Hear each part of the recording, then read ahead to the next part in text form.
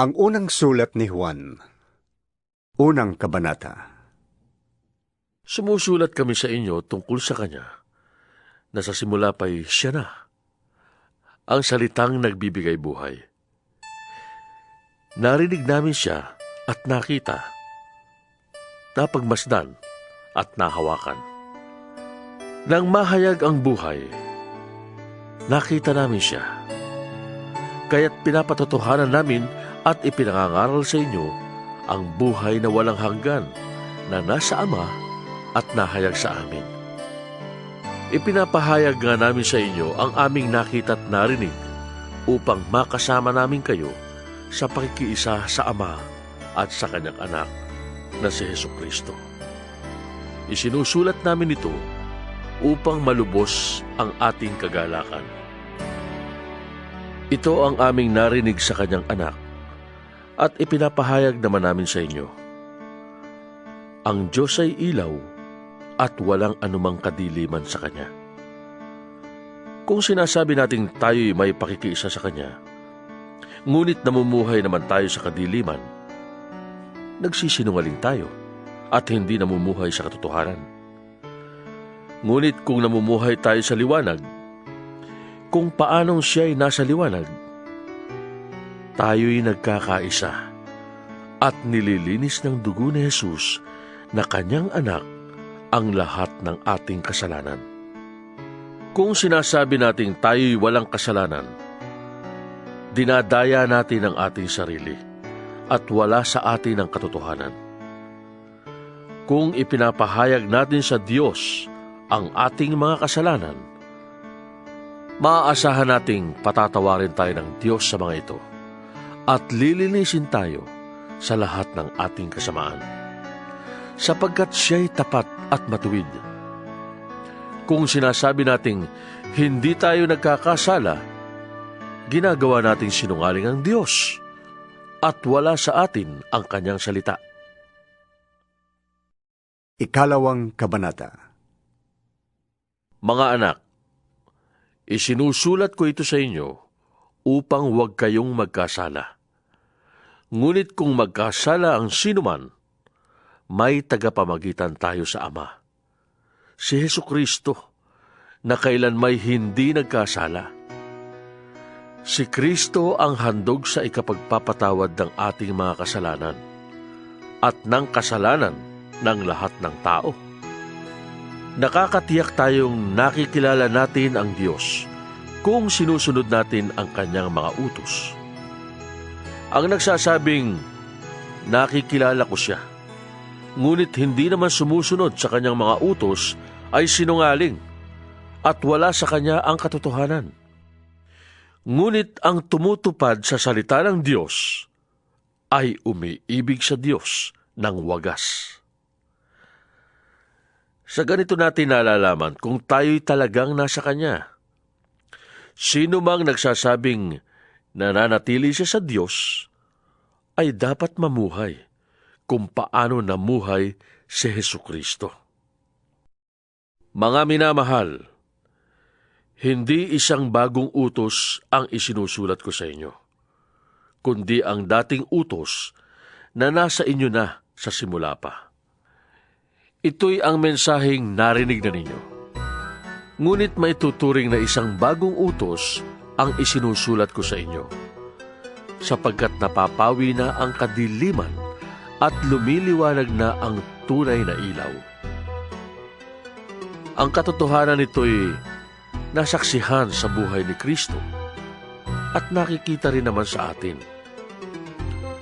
Ang nagsasabing siya'y nasa liwanag, ngunit napopuot sa kanyang kapatid, ay nasa kadiliman pa. Ang umiibig sa kanyang kapatid ay nananatili sa liwanag at walang panganib na mahulog siya sa kasalanan. Ngunit ang napopuot sa kanyang kapatid ay nasa kadiliman pa. Lumalakad siya sa kadiliman at hindi niya nalalaman ang kanyang pupuntahan, sapagkat binulag siya ng kadiliman. Sumusulat ako sa inyo, mga anak, sapagkat pinatawad na ang inyong mga kasalanan alang-alang kay Kristo.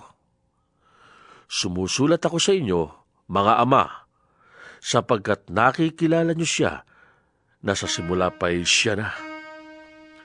Sumusulat ako sa inyo, mga kabataan, sapagkat tinalo na ninyo ang masama.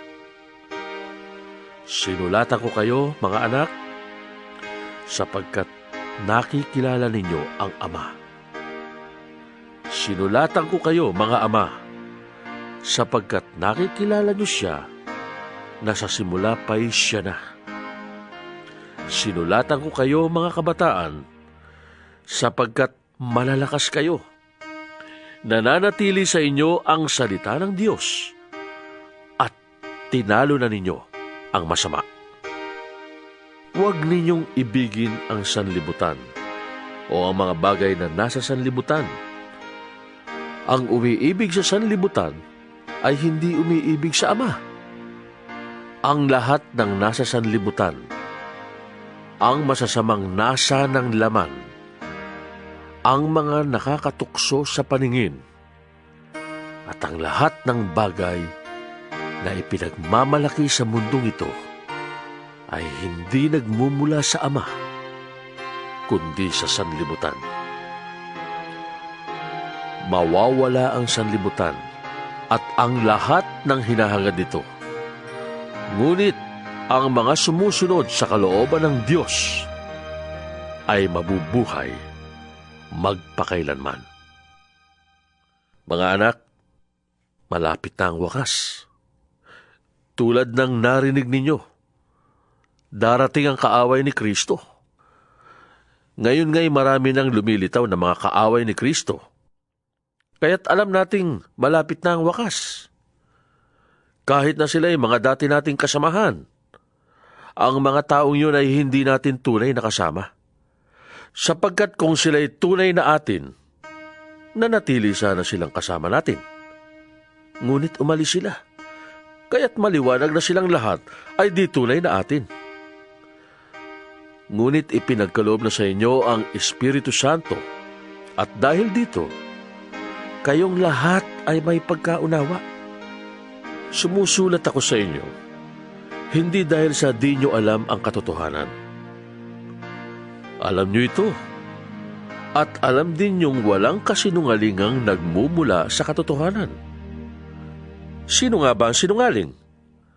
Hindi ba ang ayaw kumilala na si Jesus ang Kristo? Ito nga ang kaaway ni Kristo, ang ayaw kumilala sa Ama at sa Anak. Ang di kumikilala sa Anak ay di rin kumikilala sa Ama. Kapag kinilala ninuman ang Anak, pati ang Ama'y nasa Kanya. Pakaingatan nyo sa inyong puso ang narinig ninyo sa simula pa. Kung gagawin nyo ito, mananatili kayo sa Anak at sa Ama. At ito ang ipinangako sa atin ni Kristo, ang buhay na walang hanggan. Ang isinusulat ko sa inyo ay tungkol sa mga nagnanais na iligaw kayo. Ang Espiritu'y ipinagkaloob na ni Kristo sa inyo, at habang ang Espiritu'y nananatili sa inyo, hindi na kailangang turuan kayo ni numan. Ang Espiritu ang nagtuturo sa inyo tungkol sa lahat ng bagay. At totoo ang itinuturo niya, hindi kasinungalingan. At tulad ng itinuro ng Espiritu, manatili kayo kay Kristo. Kaya nga, mga anak, manatili kayo sa Kanya upang maging panatag ang ating loob sa muling pagparito niya at hindi tayo mahiya sa Kanya sa araw na yon. Kung alam niyong si Kristo'y matuwid, dapat din niyong malaman na ang bawat gumagawa ng matuwid ay anak ng Diyos. Ikatlong kabanata. Tingnan ninyo kung gaano kalaki ang pag-ibig sa atin ng Ama. Tinatawag niya tayong mga anak ng Diyos. At yan ang totoo. Ito ang dahilan kung bakit hindi tayo nakikilala ng mga makasanlibutan. Hindi nila kinikilala ang Diyos. Mga minamahal, anak na tayo ng Diyos ngayon. Ngunit hindi pa nahahayag ang magiging kalagayan natin. Ngunit, alam nating sa pagparitong muli ni Kristo, tayo'y matutulad sa Kanya, sapagkat makikita natin kung sino talaga siya. Kaya't ang sino mang may ganitong pag-asa ay nagsisikap na maging malinis tulad ni Kristo. Ang bawat nagkakasala ay lumalabag sa kautusan ng Diyos, sapagkat ang kasalanan ay paglabag sa kautusan. Nalalaman niyong naparito si Kristo upang pawiin ang ating mga kasalanan, at siya'y walang kasalanan. Ang nananatili sa Kanya ay hindi nagpapatuloy sa pagkakasala. Ang sino mang nagpapatuloy sa pagkakasala ay hindi nakakita ni nakakilala sa Kanya. Mga anak, huwag kayong padaya kanino man. Ang sino mang gumagawa ng matuwid ay matuwid tulad ni Kristo. Ang nagpapatuloy sa pagkakasala ay kampo ng dyablo, sapagkat sa simula pa'y gumagawa na ng kasalanan ng dyablo. Naparito ang anak ng Diyos upang wasakin ang mga gawa ng dyablo. Ang tinanggap ng Diyos bilang anak niya ay hindi nagpapatuloy sa pagkakasala, sapagkat siya ay may bagong buhay na galing sa Diyos. At dahil ang Diyos ang ama niya, hindi siya maaaring magpatuloy sa pagkakasala. Dito makikilala kung sino ang mga anak ng Diyos at kung sino ang mga anak ng dyablo. Ang sino mang hindi gumagawa ng matuwid at hindi umiibig sa kanyang kapatid ay hindi anak ng Diyos. Ito ang turong narinig na ninyo sa simula pa. Magmahalan tayo. Huwag tayong tumulad kay Cain. Siya'y kampo ng dyablo. Pinatay niya ang kanyang kapatid. Bakit? Sapagkat masama ang kanyang mga gawa, ngunit matuwid ang mga gawa ng kanyang kapatid. Kaya mga kapatid, huwag kayong magtaka kung kinapopuotan kayo ng sanlibutan. Nalalaman nating lumipat na tayo sa buhay mula sa kamatayan, sapagkat iniibig natin ang mga kapatid. Ang hindi umiibig ay nananatili sa kamatayan. Mamamatay tao ang napupuot sa kanyang kapatid. At nalalaman niyong ang buhay na walang hanggan ay wala sa mamamatay tao. Dito natin nakikilala ang tunay na pag-ibig. Inialay ni Kristo ang kanyang buhay para sa atin. Dapat din nating ialay ang ating buhay para sa mga kapatid. Kapag nakikita ng isang may kaya sa buhay ang kanyang kapatid na nangangailangan at hindi niya ito tinulungan, masasabi bang siya'y umiibig sa Diyos? Mga anak, huwag tayong umibig sa pamamagitan ng salita lamang. Ipakita natin ang tunay na pag-ibig sa pamamagitan ng gawa.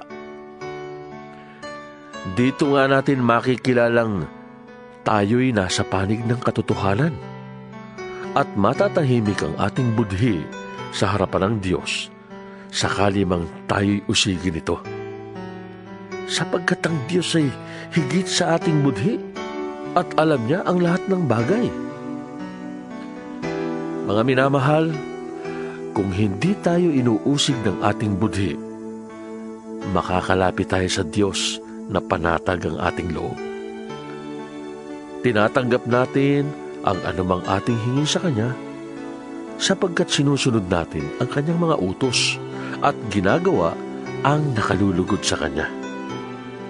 Ito ang Kanyang utos. Manalig tayo sa Kanyang anak na si Jesucristo at magmahalan gaya ng iniutos ni Kristo sa atin. Ang sumusunod sa mga utos ng Diyos ay nananatili sa Diyos. At nananatili naman sa Kanya ang Diyos. At nalalaman nating nananatili siya sa atin sa pamamagitan ng Espiritong ipinagkaloob niya sa atin. Ika-4 na kabanata. Mga minamahal, huwag ninyong paniniwalaan kaagad ang bawat nagsasabing nasa kanila ang Espiritu. Sa halip ay subukin muna nyo sila upang malaman kung talagang mula sa Diyos ang Espiritong nasa kanila. Sapagkat marami nang lumitaw na huwad na propeta sa daigdig. Ito ang palatandaan na ang Espiritu ng Diyos nga ang nasa kanila. Kung ipinapahayag nila na si Hesukristo ay naging tao. Ngunit kung hindi gayon ang ipinapahayag nila tungkol kay Jesus, hindi mula sa Diyos ang Espiritu nasa kanila. Ang Espiritu ng kaaway ni Kristo ang nasa kanila. Nasabi na sa inyong ito'y darating at ngayon nga'y nasa daigdig na. Mga anak, kayo'y sa Diyos na at tinalo na ninyo ang mga huwad na propeta. Sapagkat ang Espiritong nasa inyo ay mas makapangyarihan kaysa Espiritong nasa mga makasanlibutan. Sila'y sa sanlibutan, kaya't mula rin sa sanlibutan ang itinuturo nila, at nakikinig sa kanila ang mga makasanlibutan. Ngunit tayo'y sa Diyos. Ang sino mang kumikilala sa Diyos ay nakikinig sa atin. Ngunit hindi nakikinig sa atin ang sino mang hindi sa Diyos. Sa ganito nga natin nakikilala ang Espiritu ng katotohanan at ang Espiritu ng kasinungalingan. Mga minamahal, mag-ibigan tayo sapagkat mula sa Diyos ang pag-ibig. Ang bawat umiibig ay anak ng Diyos at kumikilala sa Diyos. Ang hindi umiibig ay hindi kumikilala sa Diyos, sapagkat ang Diyos ay pag-ibig. Inihayag ng Diyos ang kanyang pag-ibig sa atin nang isugo niya sa mundo ang kanyang kaisa-isang anak upang magkaroon tayo ng buhay sa pamamagitan niya. Ito ang pag-ibig. Hindi sa inibig natin ang Diyos, kundi tayo ang inibig niya at isinugo ang kanyang anak upang maging handog para mapatawad ang ating mga kasalanan. Mga minamahal, dahil ganoon kadakila ang pag-ibig ng Diyos sa atin, dapat din tayong magmahalan. Wala pang taong nakakita sa Diyos kailanman. Ngunit kung tayo'y nag-iibigan, nasa atin ang Diyos at nagiging ganap sa atin ang kanyang pag-ibig. Nalalaman nating nananatili tayo sa Diyos at siya naman sa atin, sapagkat pinagkalooban niya tayo ng kanyang Espiritu. Nakita namin at pinapatotohanang isinugo ng Ama ang kanyang anak upang iligtas ang sanlibutan. Ang nagpapahayag na si Jesus ang anak ng Diyos ay nananatili sa Diyos at ang Diyos namay nananatili sa Kanya. Nalalaman natin tayo'y iniibig ng Diyos at lubos tayong nananalig sa katotohanan ito. Ang Diyos ay pag-ibig. Ang nagpapatuloy na umiibig ay nananatili sa Diyos at ang Diyos ay nananatili naman sa Kanya. Ang pag-ibig ay nagiging ganap sa atin, kaya't hindi natin kinatatakutan ng araw ng paghukom, sapagkat tayo'y tulad ni Kristo. Kahit nasa daigdig pang ito, walang kasamang takot ang tunay na pag-ibig, sapagkat pinapawi ng pag-ibig ang anumang pagkatakot. Hindi pagganap ang pag-ibig ng sino mang natatakot, sapagkat ang takot ay kaugnay ng parusa. Tayo'y umiibig sapagkat ang Diyos ang unang umibig sa atin. Ang nagsasabing, iniibig ko ang Diyos, subalit napupuot naman sa kanyang kapatid, ay isang sinungaling. Kung ang kapatid na kanyang nakikita ay hindi niya magawang ibigin, paano niya maiibig ang Diyos na hindi niya nakikita? Ito ang utos na ibinigay sa atin ni Kristo. Ang umiibig sa Diyos ay dapat ding umibig sa kanyang mga kapatid. 5 kabanata. Kung tayo'y sumasampalataya na si Jesus ang siyang Kristo, tayo nga'y mga anak ng Diyos. At sino mang umiibig sa Ama ay umiibig din sa anak. Ito ang palatandaang iniibig natin, ang mga anak ng Diyos. Kung iniibig natin ang Diyos at tinutupad ang kanyang mga utos. Sapagkat ang tunay na umiibig sa Diyos ay ang tumutupad ng kanyang mga utos. At hindi naman mahirap sundin ang kanyang mga utos, sapagkat ang sanlibutan ay kayang talunin ng bawat anak ng Diyos at nagtatagumpay tayo sa pamamagitan ng pananampalataya. Sino ang nagtatagumpay laban sa sanlibutan? Ang sino mang sumasampalataya na si Jesus ang anak ng Diyos. Si Jesucristo ang naparito sa pamamagitan ng tubig at ng dugo. Hindi sa pamamagitan ng tubig lamang, kundi ng tubig at dugo. Ang Espiritu ang nagpapatotoo tungkol dito, sapagkat ang Espiritu ay katotohanan. Tatlo ang nagpapatotoo: ang Espiritu, ang tubig, at ang dugo, at iisa ang patotoo ng tatlong ito. Tinatanggap natin ang patotoo ng tao, ngunit lalong matibay ang patotoo ng Diyos, at ito ang patotoo ng Diyos tungkol sa kanyang anak. Ang sino mang nananalig sa anak ng Diyos ay naniniwala sa patotoong ito.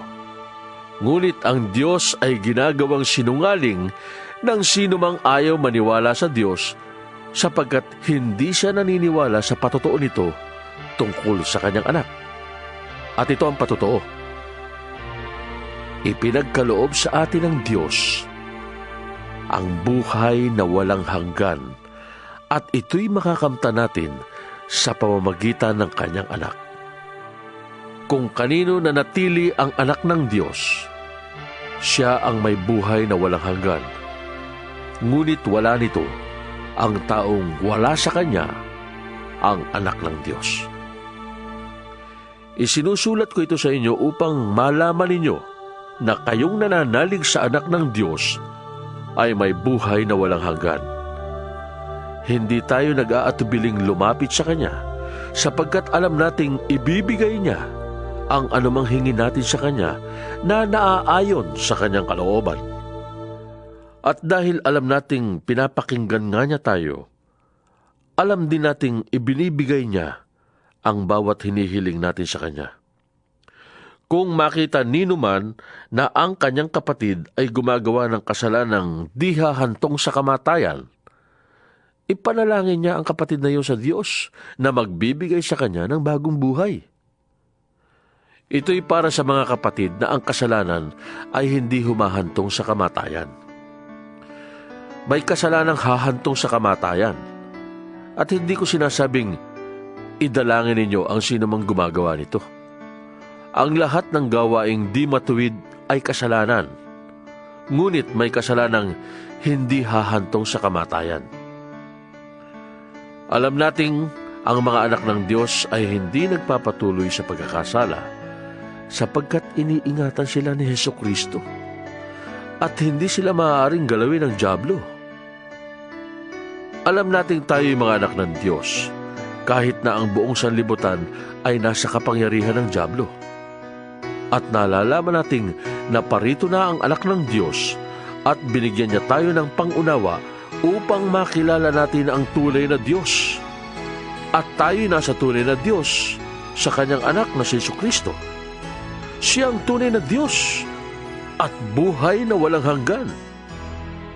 Mga anak, lumayo kayo sa mga Diyos-Diyosan. May God bless you. Don't forget to subscribe. Thank you.